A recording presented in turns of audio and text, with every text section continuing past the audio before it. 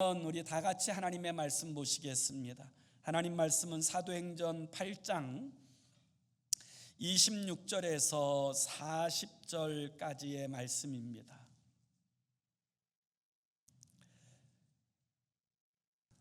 사도행전 8장 26절에서 40절까지 우리 다 찾으셔서 한 목소리로 함께 합독합니다. 시작. 주의 사자가 빌립에게 말하여 이르되 일어나서 남쪽으로 향하여 예루살렘에서 가사로 내려가는 길까지 가라 하니 그 길은 광야라. 일어나 가서 보니 에디오피아 사람 곧 에디오피아 여왕 간다게의 모든 국고를 맡은 관리인 내시가 예배하러 예루살렘에 왔다가 돌아가는데 수레를 타고 선지자 이사야의 글을 읽더라. 성령이 빌립더러 이르되 이 수레로 가까이 나아가라 하시거늘 빌립이 달려가서 선지자 이사야의 글 읽는 것을 듣고 말하되 읽는 것을 깨닫느냐? 대답하되 지도해 주는 사람이 없으니 어찌 깨달을 수 있느냐 하고 빌립을 청하여 수레에 올라 같이 앉으라 하니라. 읽는 성경 구절은 이것이니 일러스되 그가 도살자에게로 가는 양과 같이 끌려갔고 털 깎는 자 앞에 있는 어린 양이 조용함과 같이 그의 입을 열지 아니하였도다.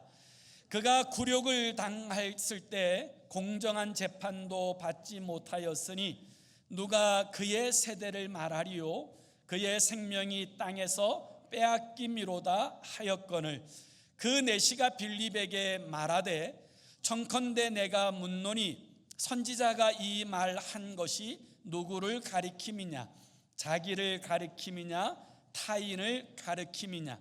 빌립이 입을 열어 이 글에서 시작하여 예수를 가르쳐 복음을 전하니 길 가다가 물 있는 곳에 이르러 그 내시가 말하되 보라 물이 있으니 내가 세례를 받음에 무슨 거리낌이 있느냐?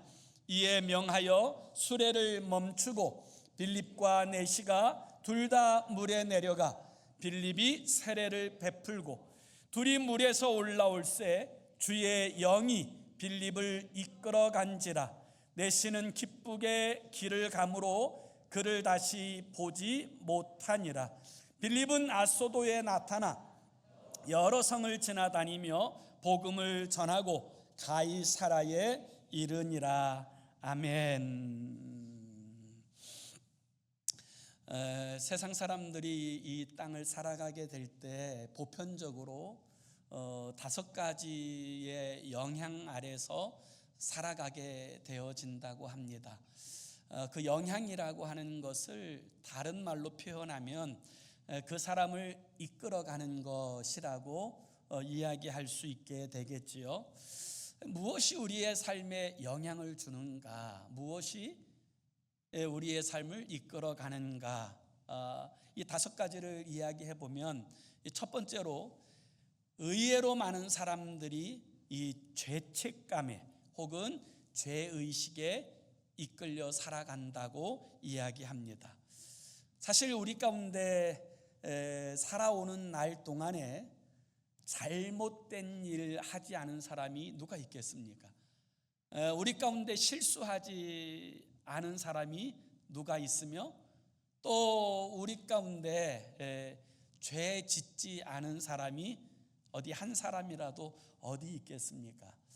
이 죄의식이라고 하는 것은 지나간 과거의 잘못된 일에 얽매여서 자유롭지 못한 삶을 살아가는 것을 의미하는 이야기입니다.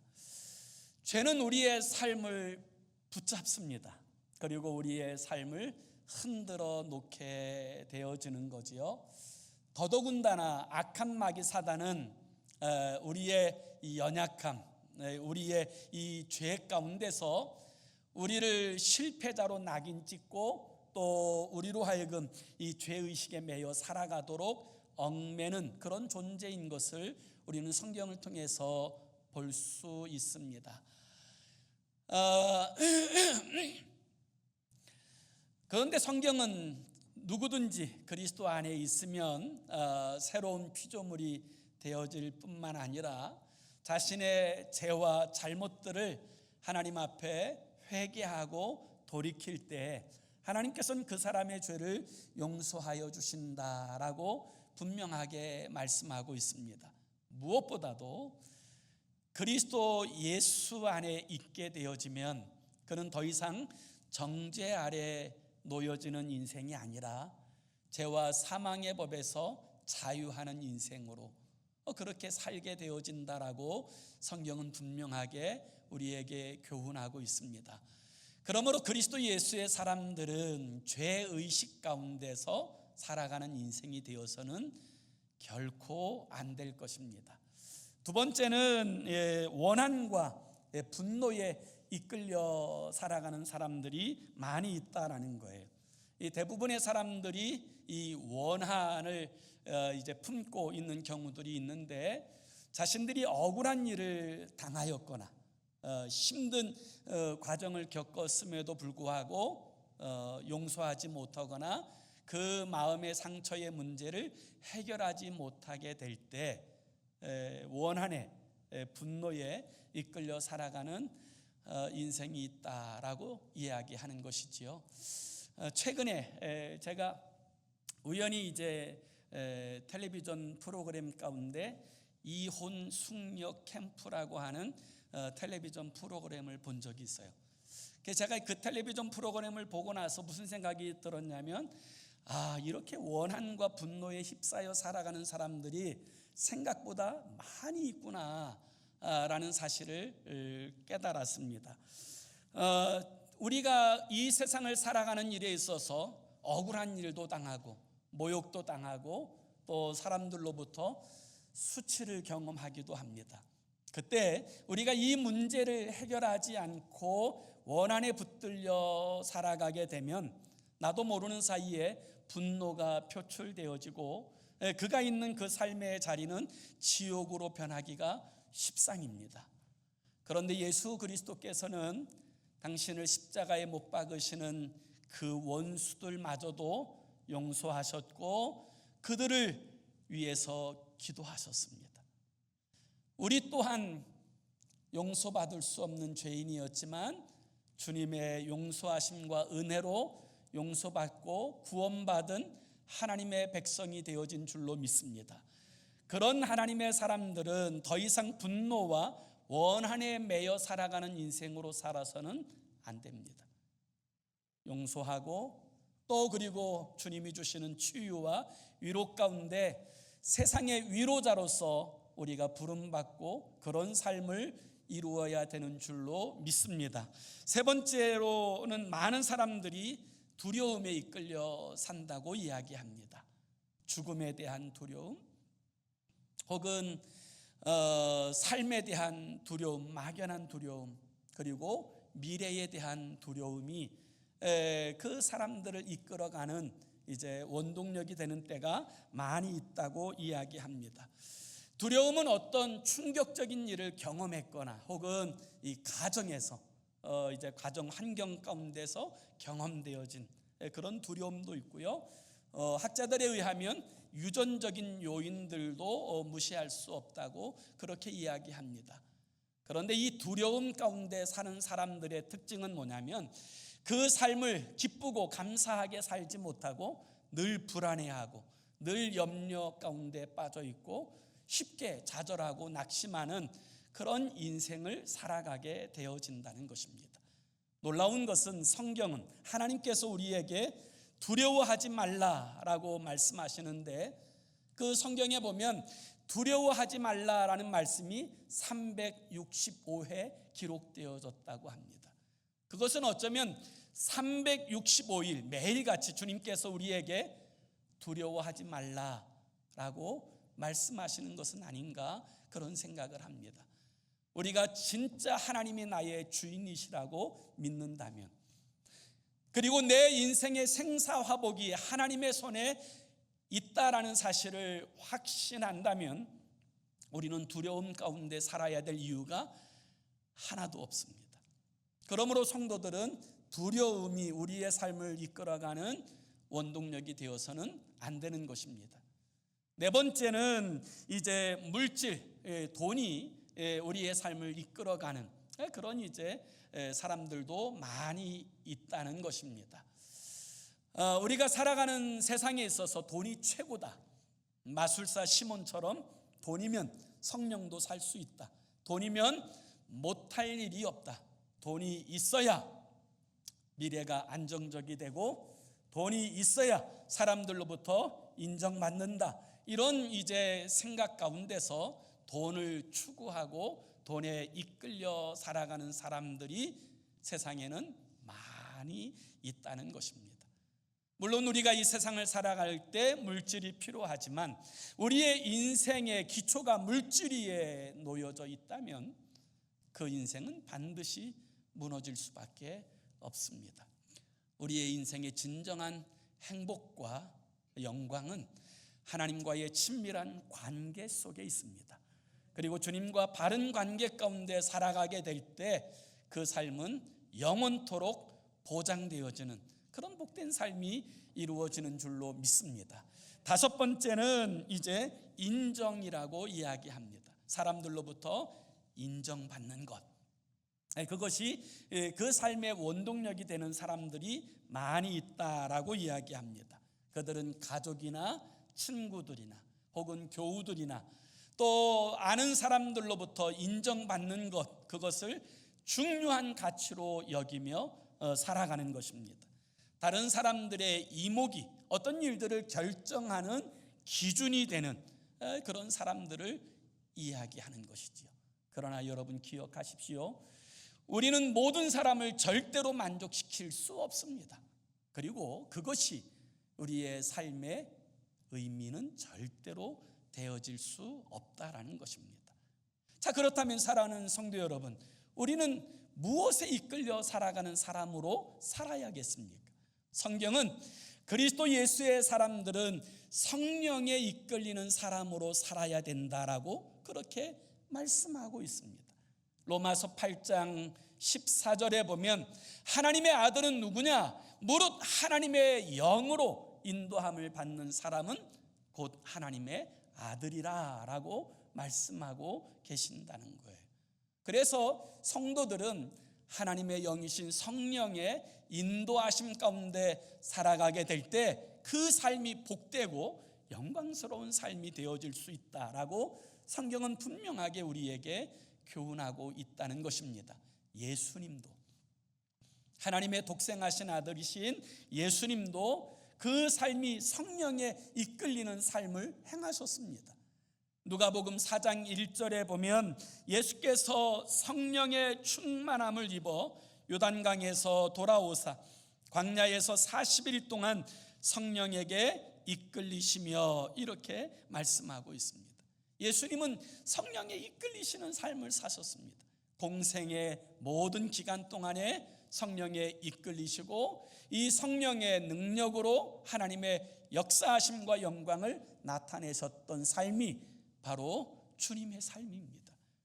당연히 그리스도 예수의 사람들도 예수님처럼 성령에 이끌림 바 되어진 삶을 사는 것, 이것이 참으로 복되고 영광스러운 삶이 되어지는 줄로 믿습니다. 오늘 본문에 등장하는 빌립이 바로 그런 사람이었어요. 하나님의 성령의 이끌리심 가운데 살아가는 사람. 그는 자기의 감정을 따라 살지 않았습니다. 자기의 육체의 욕망을 따라 살아간 것이 아니라 하나님의 영에 이끌리어 살아갔습니다. 그래서 오늘 본문에도 성령에 이끌리어라는 이 단어가 반복적으로 등장하게 되어진 것입니다. 성경은 성령에 이끌린 삶을 믿음의 삶이라고 그렇게 이야기합니다. 하나님의 성령에 이끌려 살아가게 될 때 그 삶이 믿음의 역사를 이루는 삶이 되어질 수 있기 때문입니다. 그 대표적인 사람이 바로 아브라함이에요. 하나님께서 아브라함을 부르실 때 너는 너의 고향, 너의 아버지, 너의 친척의 집을 떠나 내가 내게 지시할 땅으로 가라 말씀하셨습니다.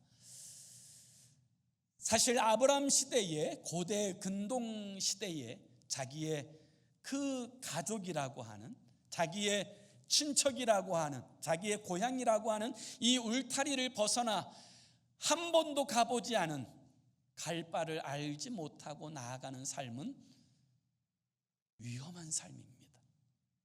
그것은 어떤 것도 담보할 수 없는 불안정한 그런 삶이라고 이야기할 수 있습니다. 그럼에도 불구하고 아브라함은 하나님을 전적으로 신뢰하는 믿음 가운데 본토 친척 아비 집을 떠나 하나님께서 이끄시는 대로 순종하여 갔고, 그는 믿음의 조상이 되었습니다. 오늘 빌립도 하나님의 성령의 이끄심 가운데 순종하여 살아가는 이 모습을 우리에게 보여주고 있습니다. 빌립이 사마리아 성에 와서 복음을 전하였을 때 정말 많은 사람들이 주께로 돌아왔습니다. 그리고 하나님의 놀라운 역사와 기적을 경험하게 되었습니다. 그런데 어느 날 하나님의 성령이 빌립에게 나타나 이렇게 말씀하세요. 우리 한번 26절을 다 같이 봅시다. 26절 우리 함께 같이 읽습니다. 시작. 주의 사자가 빌립에게 말하여 이르되 일어나서 남쪽으로 향하여 예루살렘에서 가사로 내려가는 길까지 가라 하니 그 길은 광야라. 사실 이 말씀은 순종하기가 쉽지 않은 말씀입니다. 왜 그렇습니까? 우선은 지금 이 빌립이 사역하는 이 사마리아 땅에 부흥이 오고 있어요. 하나님의 복음이 힘있게 선포되고, 이 빌립을 통하여 안진뱅이가 일어나고, 중풍병자가 고침받고, 귀신이 쫓겨나가고, 수많은 사람들이 주께로 돌아와 세례받고 성령 받는 이 놀라운 역사가 지금 사마리아 땅에서 일어나고 있다 이 말이죠. 그래서 이 땅이 완전히 복음화돼서 모든 사람들이 다 주께로 돌아왔다, 이런 이야기가 있을 때까지 이 일들을 감당해야 되는데, 한참 이 사역을 이루고 있을 그때 성령께서 말씀하세요. 너는 지금 남쪽으로 내려가 예루살렘에서 가사에 이르는 그 광야까지 내려가라, 이렇게 말씀하시는 거예요. 하필 그때 한참 사역하고 한참 그 이름을 알리고 한참 많은 사람들이 주께로 돌아오는 그때 하나님께서 빌립을 광야로 보내세요. 우리는 종종 이와 같은 일들을 통하여 하나님이 왜 그렇게 말씀하시는지 이해되지 않을 수 있어요. 그리고 하나님께서 지금 이 빌립에게 가라고 하시는 곳은 또 다른 선교지, 사람 많은 어떤 토성이 아니에요. 가사에 이르는 광야로 가라고 말씀하세요. 광야가 어떤 곳입니까?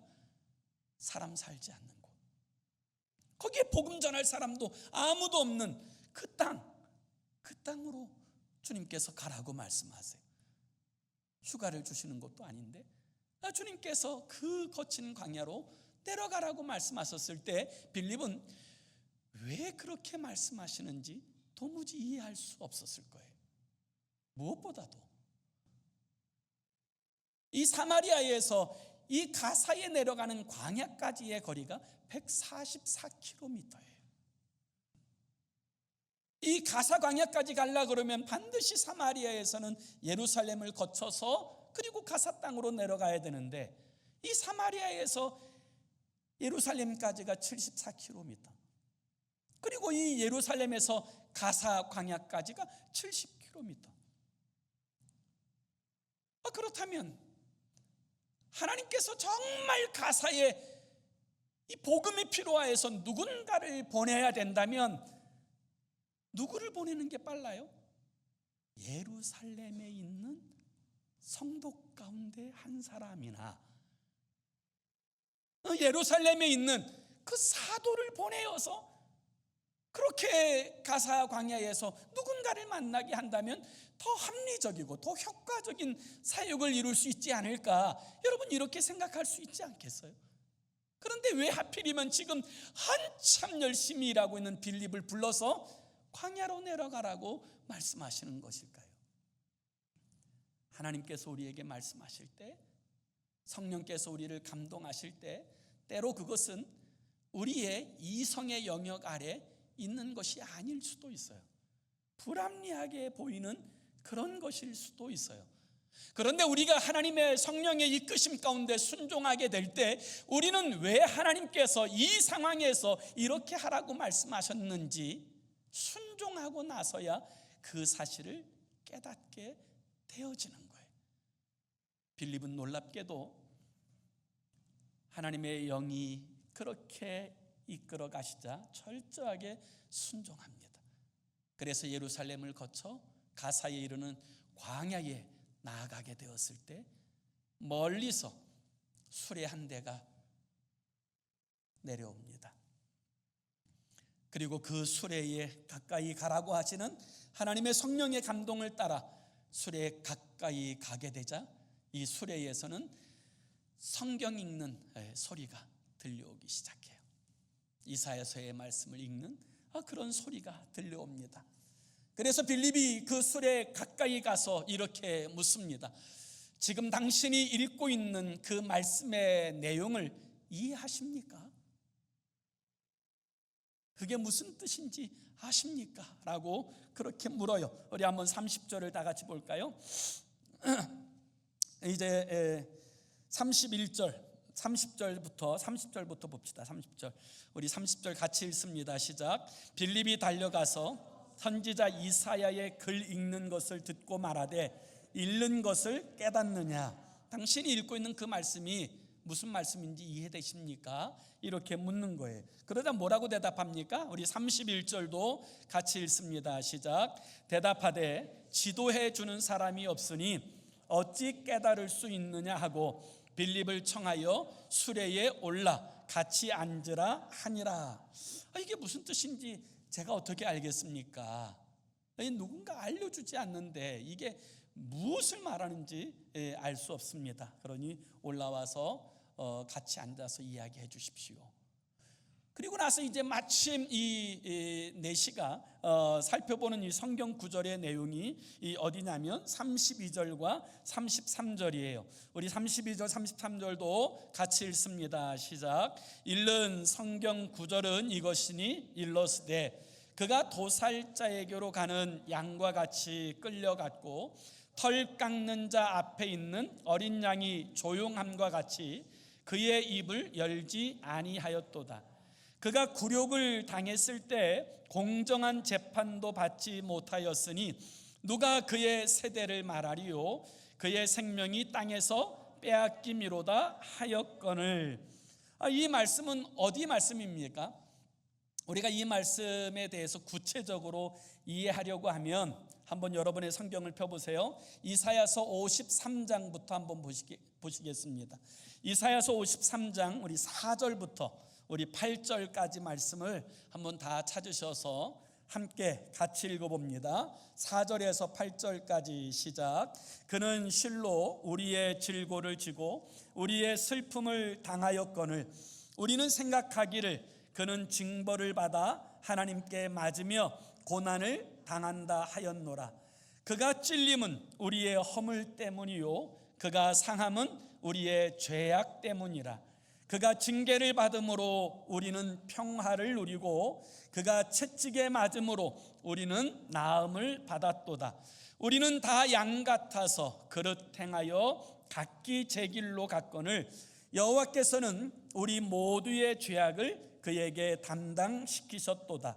그가 곤욕을 당하여 괴로울 때에도 그의 입을 열지 아니하였음이요 마치 도수장으로 끌려가는 어린 양과 털 깎는 자 앞에서 잠잠한 양같이 그의 입을 열지 아니하였도다. 그는 곤욕과 신문을 당하고 끌려갔으나 그 세대 중에 누가 생각하기를 그가 살아있는 자들의 땅에서 끊어짐은 마땅히 형벌받을 내 백성의 허물 때문이라 하였으리요. 오늘 이 이사야서 53장의 이야기는 누구 이야기입니까? 예수 그리스도의 고난에 관한 이야기예요. 하나님의 성령께서 이 빌립으로 하여금 가사 광야까지 나아가라고 말씀하셔서 성령에 이끌려 가사 광야에 나와 있었더니 수레 한 대가 내려와요. 그리고 수레에 탄 사람이 성경을 읽는데 이사야서 53장의 두루마리의 성경을 읽고 있습니다. 그때 하나님의 성령께서 가까이 나아가라고 말씀하셔서 순종하여 그것이 무슨 뜻인지 아느냐라고 묻자 이 수레에 탄 사람은 내게 가르쳐주는 사람이 없으니 알 수가 없다고 이야기합니다. 그리고 이 빌립을 이끌어 그 수레에 태운 후에 그 성경 구절을 보여줍니다. 사랑하는 성도 여러분, 이 모든 것이 우연일까요?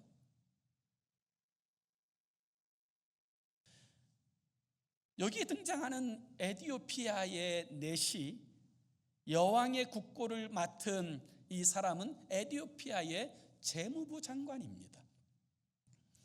그는 하나님을 사모하는 사람이었고 그 까닭에 멀리서부터 예루살렘에 예배하러 왔다가 이제 다시금 에디오피아로 내려가는 그 나라의 유력한 사람이었어요. 그 사람이 하필 이 가사에 이르는 때에 이사야서의 말씀을 읽고 있었고 그것이 도대체 누구를 향하여 말씀하시는 것인지에 대하여 궁금함을 가지고 있을 때 빌립은 바로 그에게 여기서 말씀하시는 이 말씀이 고난당하시는 하나님의 독생하신 아들 예수 그리스도의 고난인 것, 그리고 예수 그리스도의 십자가와 부활에 대한 이 복음을 증거하게 되었고 이 에디오피아의 내시는 그 예수 그리스도를 믿고 영접하게 되었다라고 하는 것이 오늘 우리가 읽은 이 본문의 말씀의 내용이에요. 그리고 이 에디오피아 내시는 길을 가다가 물이 있는 것을 보고 자신에게 세례를 베풀어 달라고 간청합니다.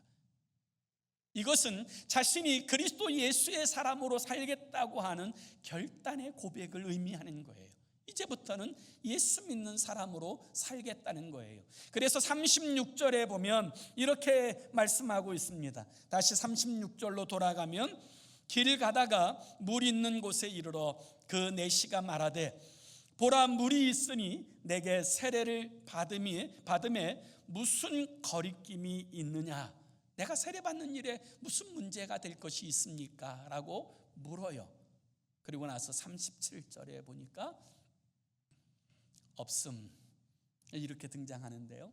여기 37절에 없음이라고 하는 이 구절에 대해서 다른 사본, 그 없음이라는 이 구절을 채우는 다른 사본에 보면 이렇게 쓰여져 있어요. 빌립이 이르되 내가 마음을 온전히 하여 믿으면 가하니라. 대답하여 이르되 내가 예수 그리스도께서 하나님의 아들이신 줄을 믿노라라고 그렇게 고백합니다. 그래서 빌립은 이 신앙 고백을 듣고 내려가 에디오피아 내시에게 세례를 베풀어요. 그리고 이 세례는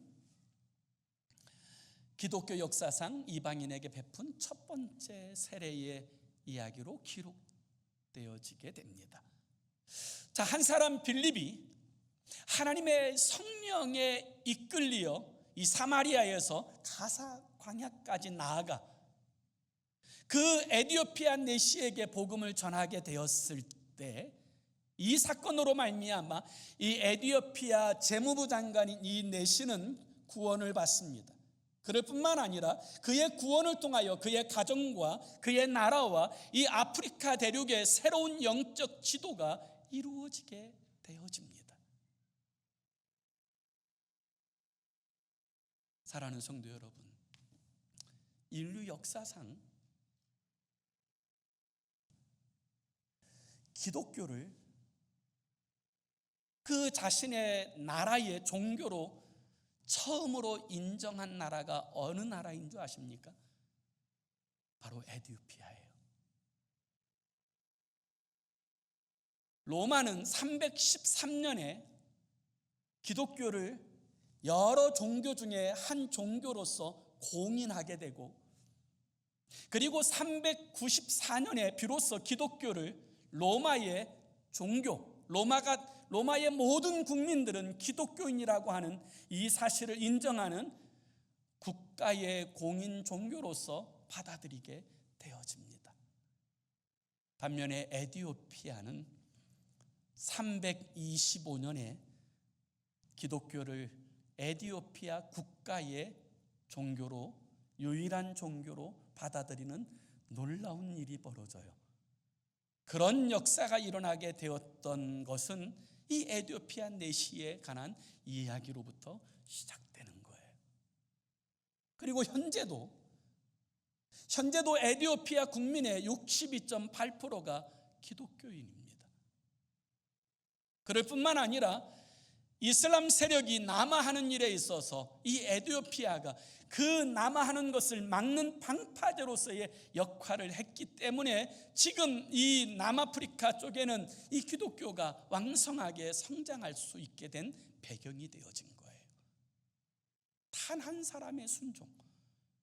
그 빌립 집사가 사마리아에서 사역을 하다가 하나님의 영이 그를 이끌어 가고자 하실 때 이 빌립은 철저하게 자신을 내어드렸습니다. 왜 가사 광야까지 가야 되는지 도무지 알 수 없었지만, 그러나 하나님의 영이 감동하시는 까닭에 순종하여 결단하게 되어진 이 한 번의 순종으로 말미암아 그 한 사람과 그 가정과 그 나라, 그리고 아프리카 대륙에 엄청난 역사가 일어나는 시발점이 되어질 수 있었던 거예요. 사랑하는 성도 여러분, 하나님께서는 하나님의 백성으로 부름받은 우리도 하나님의 성령에 이끌려가는 하나님의 백성이기를 원하시는 줄로 믿습니다. 그것이 하나님의 기대이고 소망이에요. 그리고 우리가 하나님 앞에 순종하게 될 때 반드시 그 자리에는 하나님의 역사하심과 영광이 드러나게 되어지는 줄로 믿습니다. 하나님의 일하심을 보게 되어지는 거예요. 그러기 위해서 중요한 한 가지가 있습니다. 그것은 우리가 이제부터라도 하나님의 성령에 이끌림 받아지는 삶을 살기로 결단하는 이 결단이 필요하다는 거예요. 결단이 중요한 이유는 우리의 삶의 방향을 바꿀 수 있기 때문이에요. 우리가 이 땅을 살아가게 될 때 내가 좋아하는 것을 위해서는 결단할 필요가 없어요. 그것은 결단하지 않아도 그렇게 살게 되어지기 때문이지요.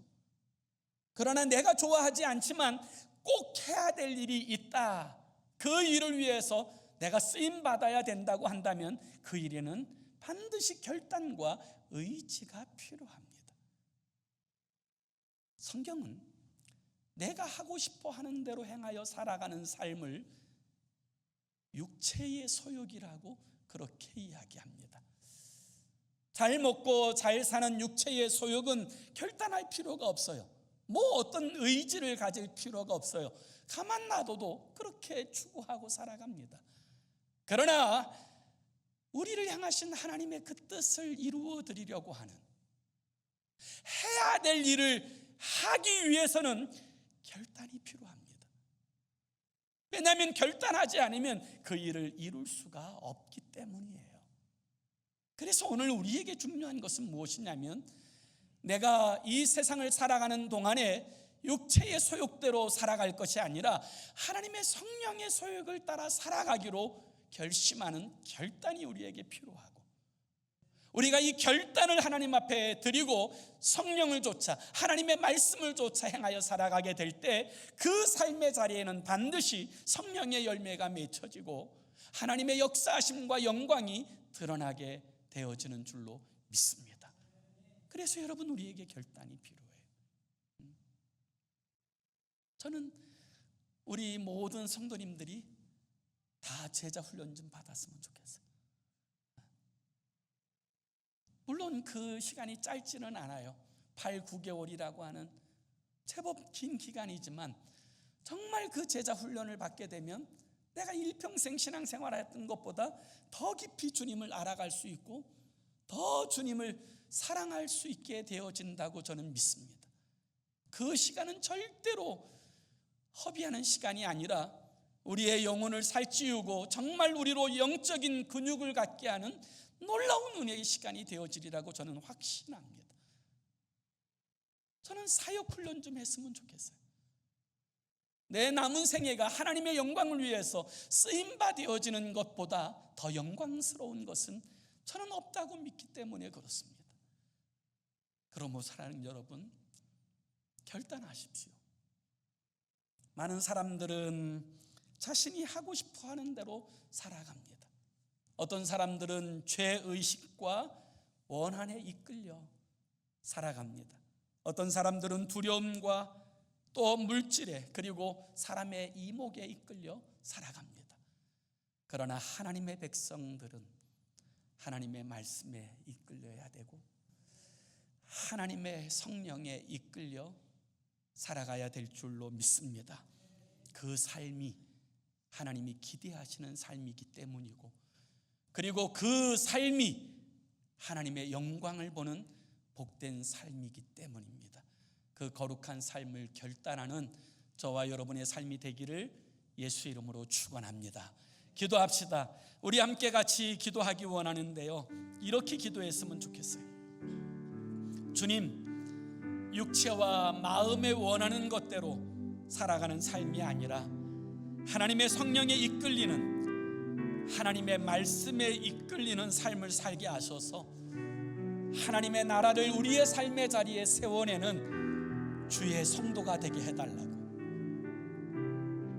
우리의 마지막에 육체의 열매만 잔뜩 맺혀 놓는 그런 삶이 아니라 성령의 열매를 맺고 그리스도 예수의 성품을 본받고 또 주님께서 우리를 부르신 그 부르심의 목적 앞에 합당한 삶을 살아내는 것, 그것이 가장 영광스럽고 복된 삶이기 때문입니다. 하나님, 우리에게 이 믿음 주셔서 결단하게 하시고 거룩한 하나님의 성령에 이끌림 받는 우리의 삶이 되게 해달라고 우리 함께 합심으로 기도하겠습니다.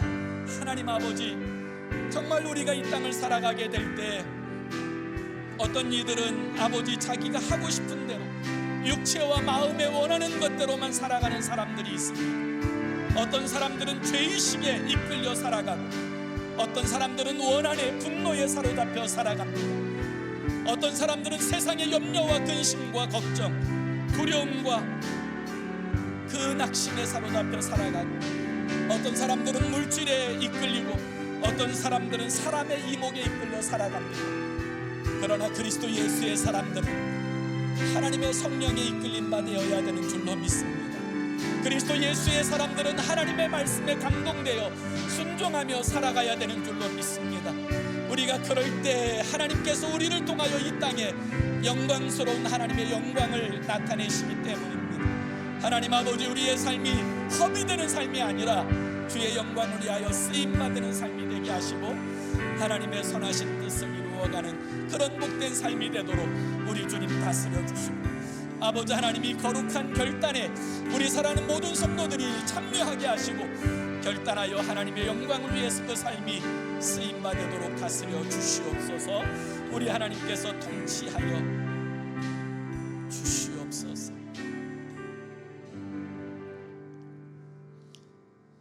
주님 말씀하시면 내가 나아가리다. 주님 뜻이 아니면 내가 멈춰서리다. 나의 가고 서는 것 주님 뜻에 있으니 오 주님 나를 이끄소서. 뜻하신 그곳에 나 있기 원합니다. 이끄시는 대로 순종하며 살리니 연약한 내 영혼 통하여 일하소서. 오 주님 나를 이끄소서. 하나님, 이 찬양의 가사처럼 우리의 삶이 무의미하고 허무한 데 이끌려가는 삶이 아니라 하나님의 영에 하나님의 말씀에 이끌려가는 정말 거룩하고 복된 영광스러운 삶으로 이끌려지게 하여 주시옵소서. 예수 그리스도의 이름으로 기도하옵나이다. 아멘.